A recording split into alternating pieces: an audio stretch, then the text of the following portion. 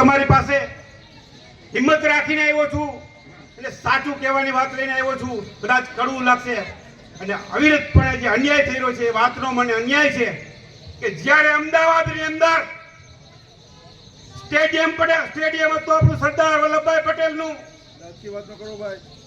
અને આ સરદાર વલ્લભભાઈ પટેલના નામનું સ્ટેડિયમ નામ ફેરવી અન્ય વ્યક્તિનું નામ કરાયું છે. એની સામે મને અન્યાય થઈ રહ્યો છે.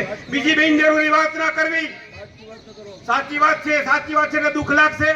આ વાત લઈને તમારી પાસે આવ્યો છું. તમને બે હાથ જોડીને વિનંતી કરું છું કે આ સ્ટેડિયમનું નામ પાછું કરવામાં આવે એ તમને વિનંતી કરું છું.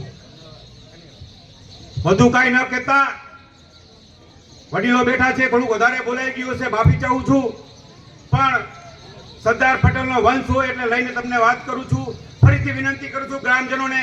હમણાં જ બોલવામાં આવ્યા હતા ભંડેરી સાહેબ કે જે વ્યક્તિએ જમીન આપી છે, વાવેતરની જમીન, ખેડૂતની જમીન, રહેતીનું મકાન અપાવનાર હોય તો સરદાર પટેલ છે. અને એનું નામ ભૂસી નાખવામાં આવે તો આપણને શરમ આવવી જોઈએ. ખરેખર આપણને બહુ અન્યાય થઈ રહ્યો છે. ખાસ વિનંતી કરું છું આ વડીલોને કે સરકારમાં પણ રજૂઆત કરો. પંચાયતથી માંડીને પાર્લામેન્ટ સુધીની સત્તા છે તો નામ પાછું લેવામાં આવે. બસ આપ સૌનો ખૂબ ખૂબ આભાર, ધન્યવાદ. ભારત માતા કી જય. જય સરદાર. સાંજ સમાચાર ફેસબુક પેજને લાઇક કરો, વિડીયો શેર કરો અને વધુ વિગતવાર સમાચાર માટે sanssamachar.net વિઝિટ કરો.